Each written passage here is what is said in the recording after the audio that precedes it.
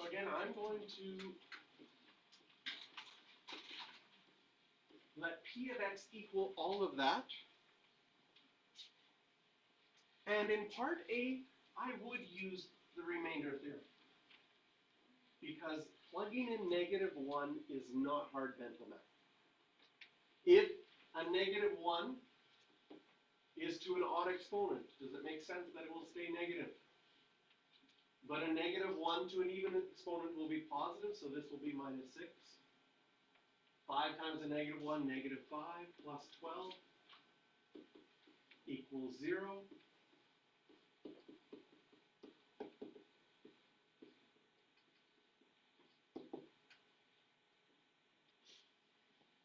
And that tells us that x plus 1 is a factor. If I did the synthetic division, everything's in the right order, nothing is missing. Dividing by an x plus 1 would be a -1 up front.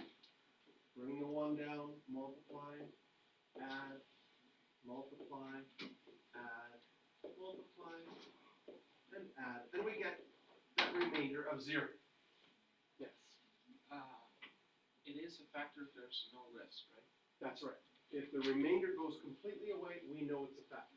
Okay. That's the factor theorem, which is just a little side note of the remainder theorem. Kind of, the remainder theorem says whatever you plug in is your remainder. And if that remainder happens to be 0, well, then you know it works out perfectly as a factor. Now we're going to do B, C, and D, but I would like you to leave space. I would like you to leave space for writing at least 2 things. We're going to do that later. We're going to come back to this and write 2 things underneath here. So just leave a little bit of space. For the second one, dividing by x minus 3, I for sure would go to synthetic division right away. So 1, -6, -5, and 12. And I'm dividing now by x minus 3. Is that the second one?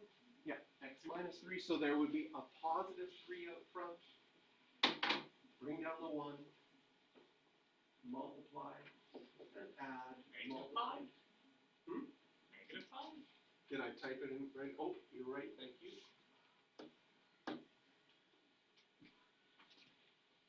Multiply and add. Multiply and add. And we get a remainder of 0. So off to the side here we can say, so x minus 3 is also a factor. Again, I'm going to leave space to write 2 things underneath that. See, again, I go straight to synthetic division. See if I can copy numbers down right this time. Look at that. Positive 12. Nailed it. And in the third one, we're dividing by an x minus 4. So there would be a positive 4 out front. Bring down that first number, multiply, and add, multiply, and add, multiply. Oh my goodness, again. Another factor. Wow. So, well, that's really bad.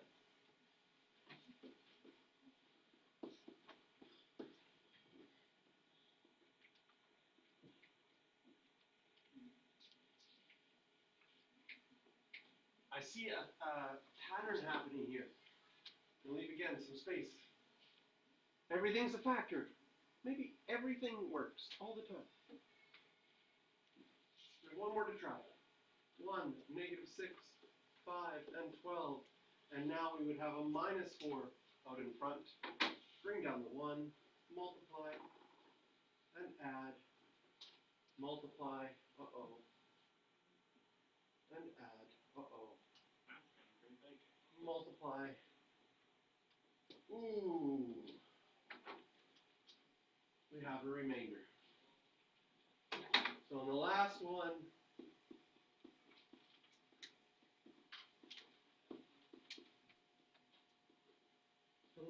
is not a factor. Which maybe you could have predicted already, because we found 3 different factors. And and we found x minus 4, x minus 3, and x plus 1.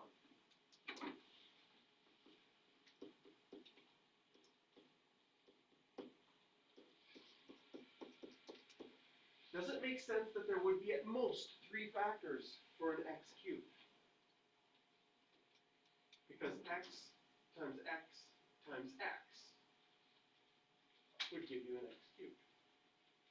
So it's not surprising that that fourth one didn't work for us. We have 4 Ds in a row. You guys will need a ride? No. We don't have a. We have a way back. But I can get you back to. But we could actually, there's no bus back from our actual house. I'll get you to a bus. Okay? We need to add a 1. So we'll see you here in just after 3. Yeah, I think so. Okay. I'll Get the things. Okay. Yeah, because I can get you to. Absolutely. Is there a bus that goes on? You always have to walk to work up to. No, I can do all that. Hey, like, before that'd be like the whole downtown stands. I'll get you that. Okay. I'm walking up on it. Yeah, I heard. He's got. I don't know. I have about 19 minutes. No, Okay. yesterday. It's part of the queue and it is. So watch what happens in each of these. Just if it doesn't have a revenue. This first one, if you found out something's a factor, you could write the division statement. That's why I asked you to leave some space. You would get an x plus 1, and you would be left with x squared minus 7x plus 12. That's what synthetic division lets you do, lets you write your division statement. And if you wrote your division statement, you might notice this is a quadratic. Could you factor that? Does it work? X and x, anything that makes 12? Look at that, minus 4 and minus 3.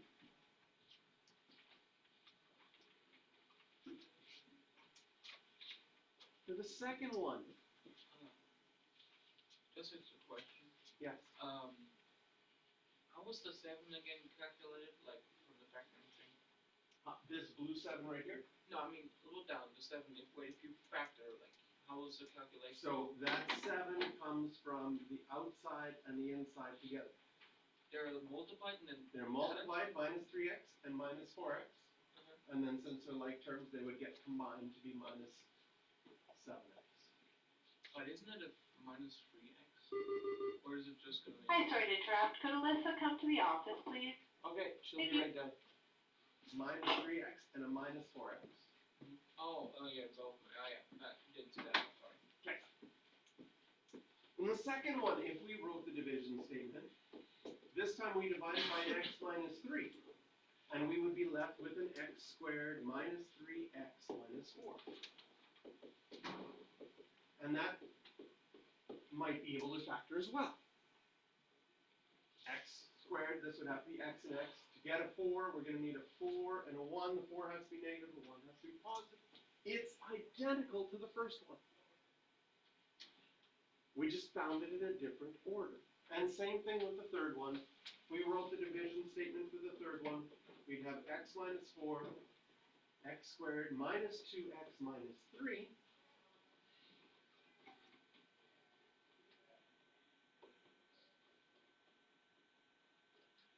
It factors, again, to get the same 3 factors. So we're going to be tasked with trying to find and trying to factor something completely. So the next question would look like this one, and it'd say, not which are factors, but can you factor this? And the question becomes, well, it's sure easy if I try one and it works. As soon as we found one that worked, like this first one, as soon as you found that x plus 1 is a factor and you factored it, then you got a quadratic, you could factor it quite easily, completely. But the question is, how do we find the one that works? How do we do that? Well, there's a couple of hints. And some of those hints are connected to hints that you already know. When you did quadratic factoring, you notice how your first one's made x squared. Check this out. My first one's an x cubed. Do my first ones make x cubed? They do. Second thing we did in quadratic factoring is we looked at the 12. I'm going to underline in orange here. That was my last one, and it was the last numbers multiplied together. Is there any relation here with the 12? If I look at my last ones, sure enough, -4 times -3 times +1 gives me 12. So that is the hint, but the hint opens up a lot of options.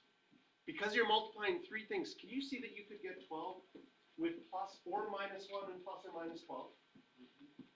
Plus or minus 2 and plus or minus 6? Plus or minus 3 and plus or minus 4?